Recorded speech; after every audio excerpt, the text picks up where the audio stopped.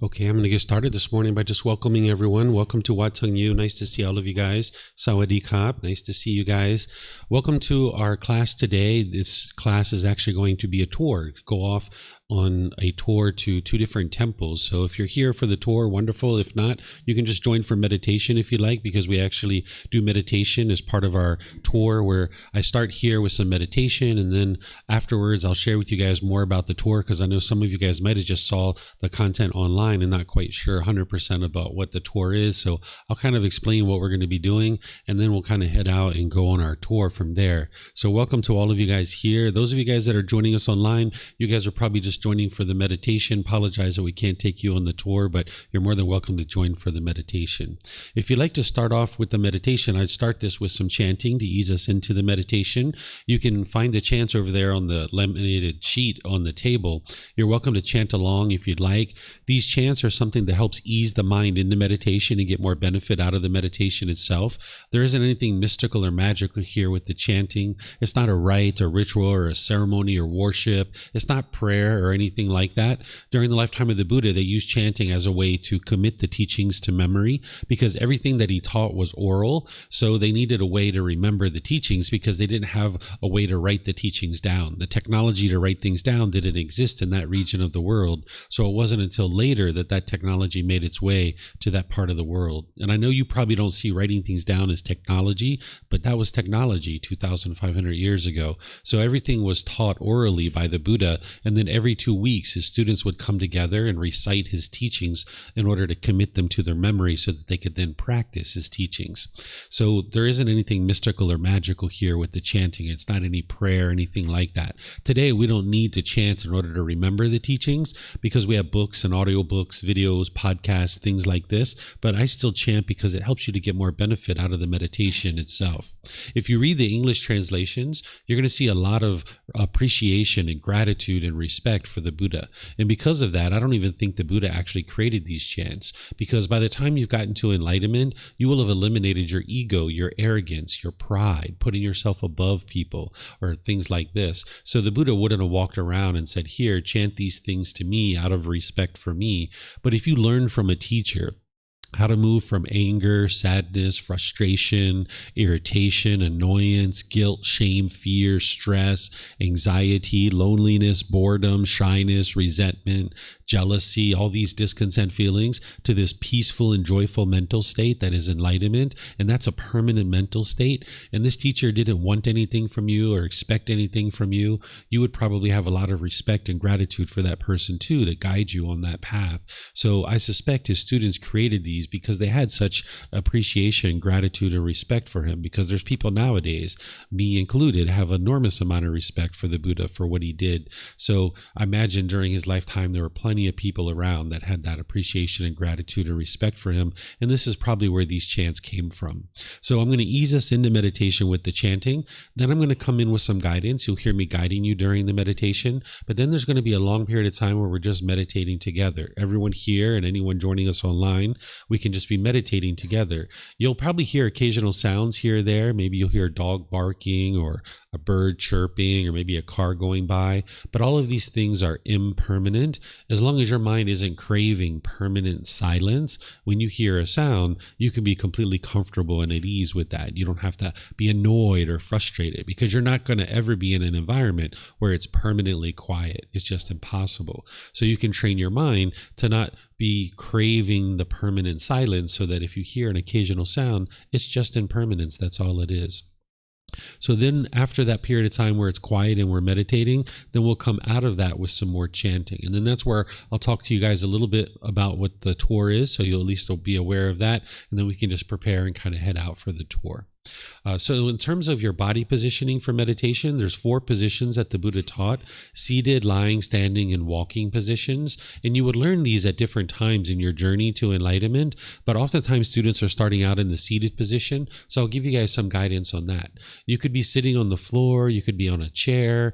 There's the ability to sit on a sofa or a bench or a wheelchair, anything like this. You could sit however you like. There isn't just one fixed way to sit. So the guidance that I provide you here is just to kind of help you to find what's comfortable for you, because you need to find what's comfortable for you. There isn't just one fixed way to do this. But if you're on the floor, you might have some cushions under your rear. This will kind of soften your seat.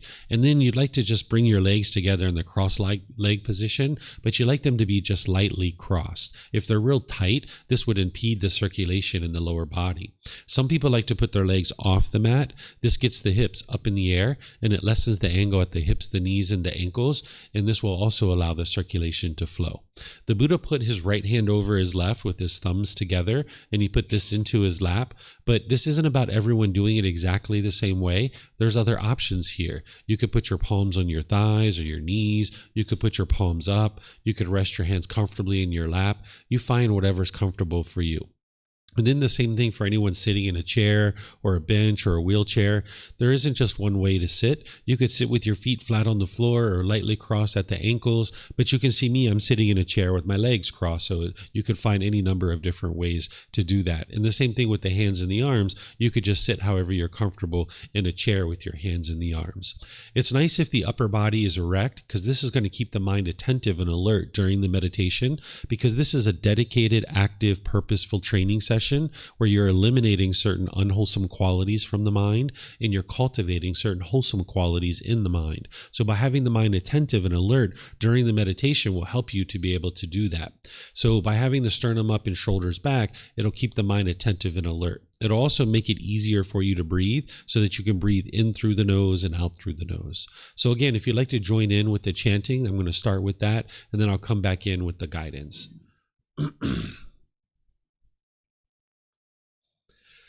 Arahang Samma Sambuddho Mahakawa Bhutang Mahakavanang Apiwa Teyami Savakato Mahakavata Tammo Dhammang Namasami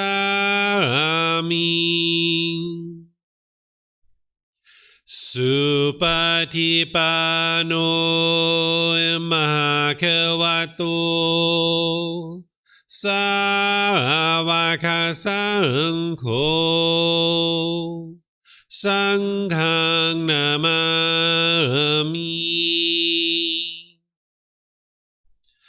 Namo Rasa Bhagavato Arahato Samma Sambuddhassa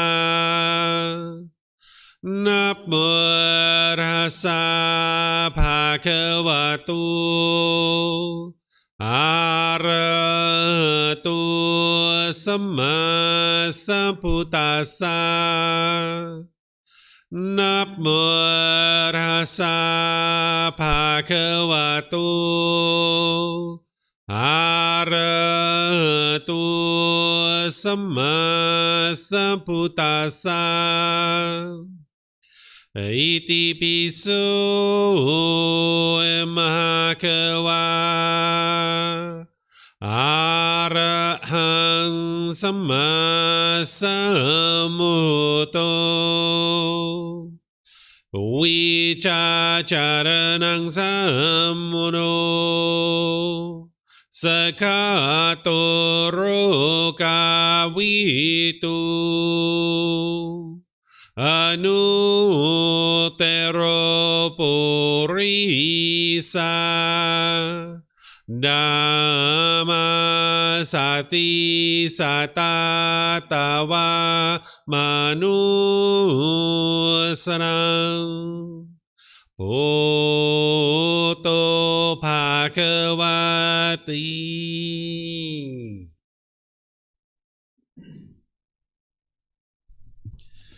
Okay, with the lower body and hands and arms comfortable, in the upper body erect, just close the eyes and start breathing in through the nose and out through the nose. Here you're just looking to establish the breath. A nice, natural, steady, consistent breath. Not forced or controlled. Just a gradual inhale through the nose, experiencing the full breath. And then whenever you're ready, exhale out through the nose. Breathing in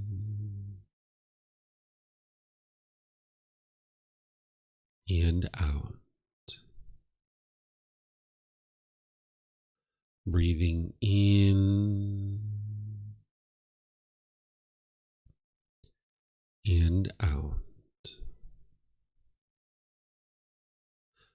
Your breath may not match up with the guidance that I'm providing, and that's okay. This is your practice. I'm just here for guidance. You can use this voice as a reminder that whenever you get to the next inhale, breathing gradually through the nose, developing a nice, natural, steady, consistent breath. And then whenever you're ready, exhale out through the nose, experiencing the full breath. Breathing in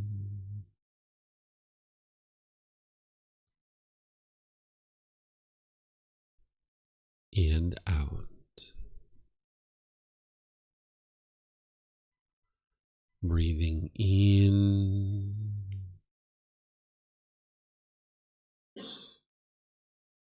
and out.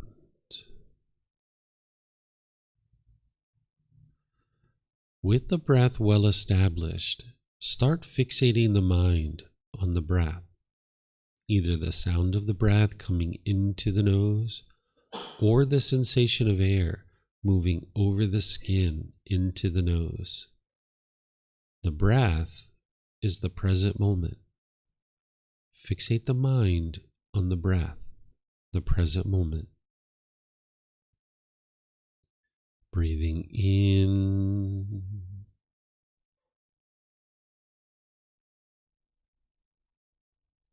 and out. Breathing in and out. With the mind fixated on the breath, whenever you notice that it moves off the breath, cut that off, let it go, and come back to the breath, the present moment. No need to observe the thought, label it, judge it, analyze it, or even try to figure out where it's coming from. Whenever you notice that the mind is moved off the breath, cut that off, let it go, and come back to the breath, the present moment. Breathing in and out.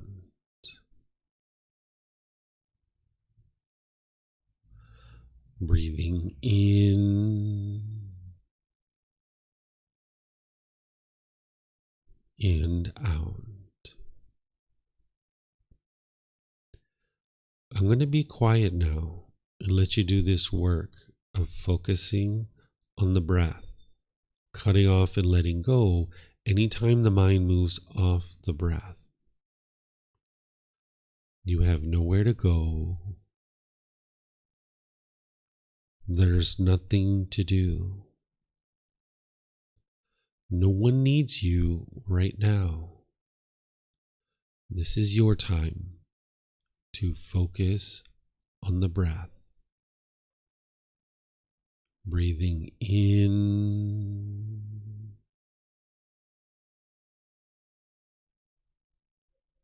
and out.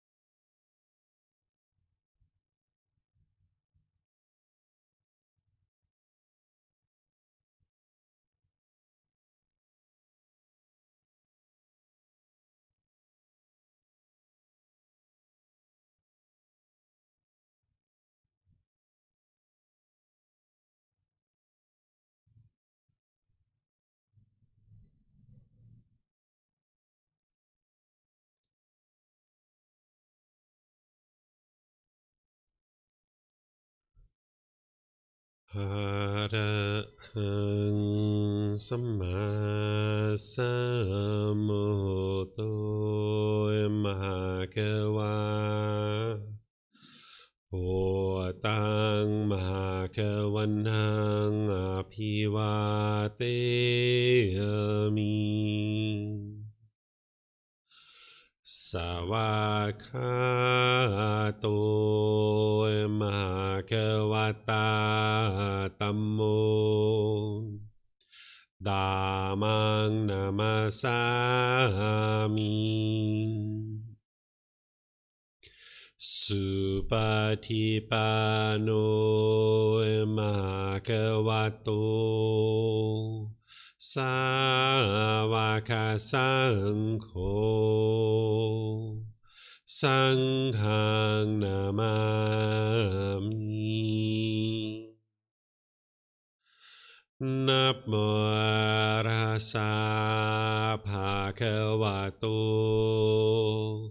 อะระหะโตสัมมาสัมพุทธัสสะ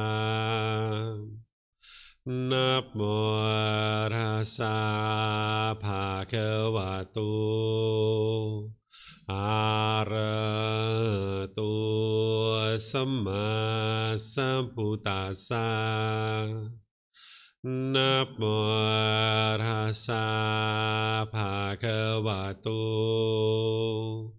อะระหะโตสัมมาสัมพุทธัสสะ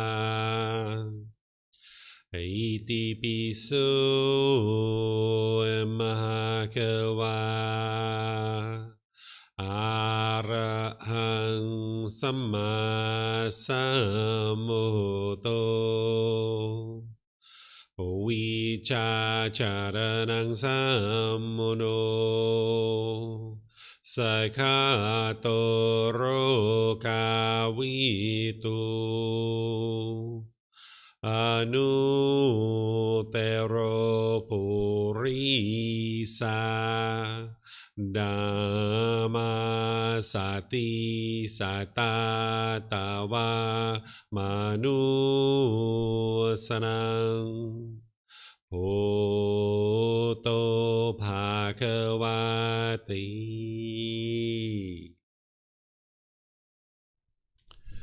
Okay, if you guys would like to slowly make your way out of meditation.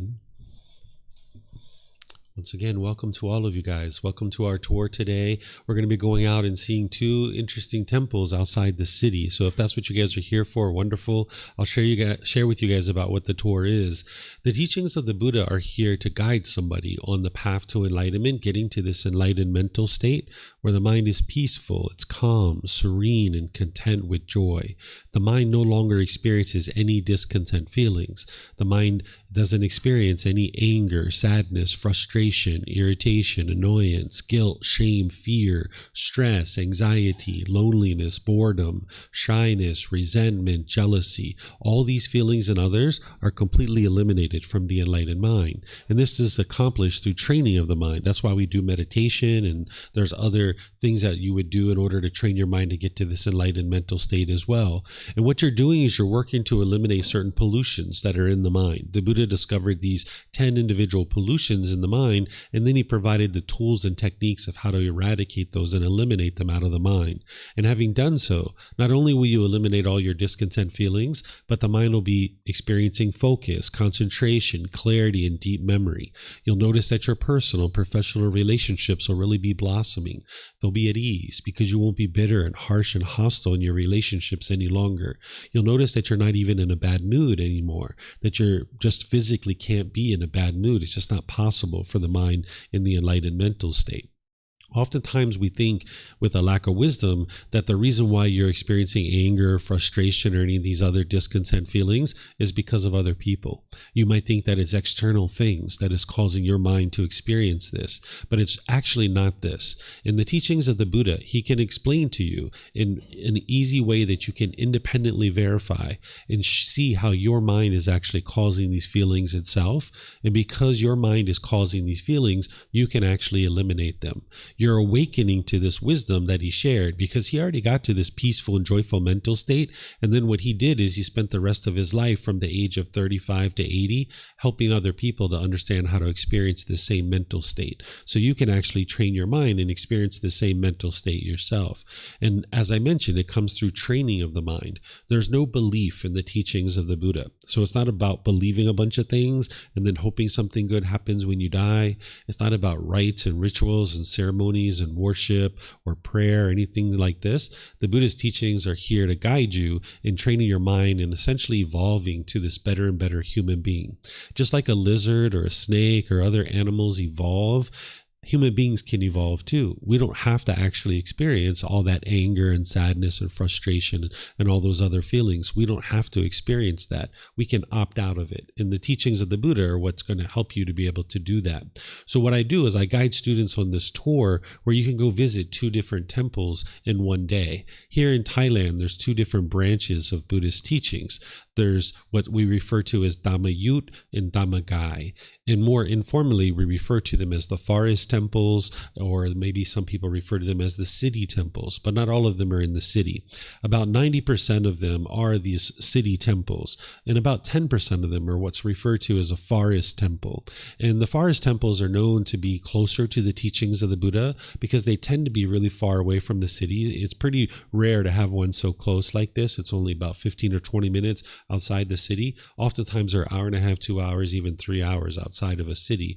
So these individuals that are at these particular temples are typically known for learning and practicing the teachings more closely than the ones that are in the city, because the ones in the city are usually involved in funerals and weddings and going to school and doing a whole bunch of other things, so they don't really spend as much time learning and practicing the teachings. So you guys are going to see a very different aspect of these temples. When you go, you're going to see one that's very much like a park-like setting and very muted and very basic, and they're going to see another one that's much more elaborate with all the gold and all these different things. And as I walk you around the temple, I'm going to teach you the architecture, the symbolism, the artwork, and I'm going to show you how the teachings of the Buddha are embedded in these temples. Because one of the pastimes that the Thai people have is that when they travel around Thailand, they will actually go visit these temples, and it's almost like kind of like a little bit of a scavenger hunt where you're kind of like looking around and trying to glean the information of the temple, because these temples are kind of like a living library.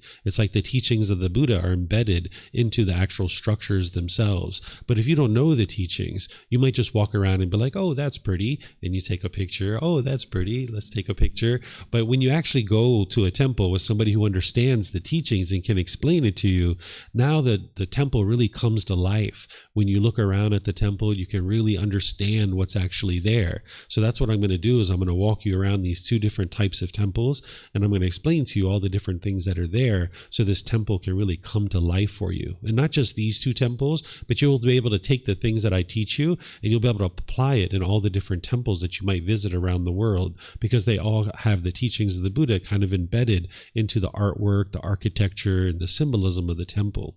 So I'm going to be walking around kind of like a classroom without walls, and you guys will get an opportunity to ask any and all questions as we go.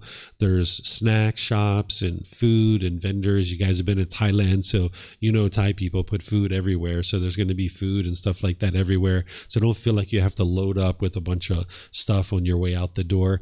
If you have a little bit of money in your pocket, you'll be able to get everything that you need along the way. What we do is I've organized some song towels or some red trucks over here to be able to take us on our trip. We're going to go to Wat Umong first, which is a forest temple, about 15 or 20 minutes outside the city. We'll spend about 1.5 hours touring around Wat Umong. Then we'll get into the trucks. We'll go up the mountain. We're going to go to a hill tribe restaurant where they serve really great food. There's a thick menu, about this thick. They have vegan, vegetarian, they have meat, they have coffee, smoothies, everything you can imagine. And if there's something that you would like that they don't have, I've seen them go get it from another place. So you just let them know what you would like and they'll accommodate you there. And then after that, we're going to walk up the hill and go into the temple on the mountain called Wat Doi Sutep. And then after we tour that, we'll come back down here. We'll probably get down here around probably 5 o'clock, 4:35. It really depends on traffic and how things are going with that. Usually what the students will do is they will share the cost of the songtaos, which end up being typically around 200 to 300 baht, somewhere in there, depending on how many people that we have. But this is a lot more economical for us than if we were to do it route by route, because just by going from here to Wat Doi Suthep would be 100 baht, and then back would be 100 baht. That would be 200 baht. But we're actually doing 3 legs of our trip. We're going from here to Wat Umong to Wat Doi Suthep, and back. So it'll be much more economical for us this way, and they can drop us right off at the front door. So it'll be about somewhere between 200 to 300 baht for the songtao, for the truck, for the transportation that you guys can share. Then whatever you eat at your meal, 100 baht, 200 baht, something like this, depending on what you eat. And then there's shopping along the way. There's smoothies and snacks. And one of the temples has an entrance fee of 30 baht. I'll explain to you guys why that is when we get there. So if you have 600 baht, 800 baht in your pocket, you'll have more than enough money for what you need for the whole entire day.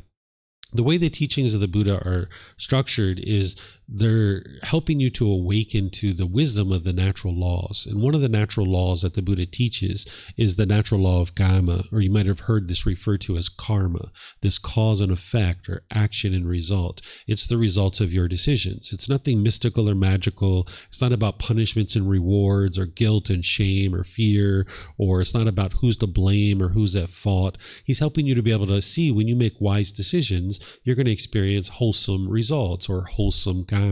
And when you make unwise decisions, you're going to experience unwholesome results, or unwholesome karma. So one of the things that he teaches us is this moral conduct, where when we interact with people, we do so in a loving and caring and kind way. And he gives exact guidance on the particular aspects of the natural law of karma. And for those of you guys that have been studying with me with the Eightfold Path and the 5 precepts, you guys have learned these kinds of things. And what you'll notice is that when you're polite, kind, friendly, respectful to people in the world, then people tend to be polite, kind, friendly, respectful to you.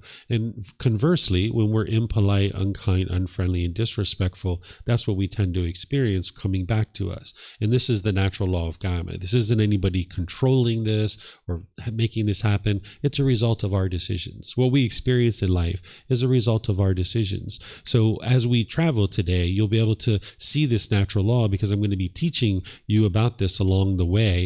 And then you'll be able to see, as we interact with each other, as everyone's being polite, kind, friendly, and respectful, you'll see that that's what you'll experience, is people being polite, kind, friendly, and respectful as we interact with each other all throughout our day. One of the wonderful things about these tours is you get a chance to meet lots of interesting people, and that's what you'll have the opportunity to do, and make friendships and chat and talk and get to know each other. And that's a really wonderful aspect of our tour that you'll be able to experience today. So does anybody have any questions on the actual tour itself or anything that we're going to be doing? No questions? Okay, so let me get a count of how many people are going to go, because I need to make sure we have enough space in the trucks. So if you guys could count off whoever's coming, can you start?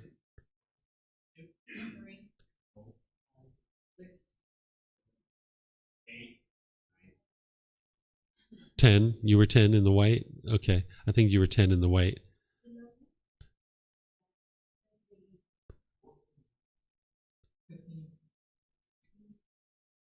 17, 18, and then a couple of people walked out that I know are coming back. You're 19. I'll be 20. Here's 21.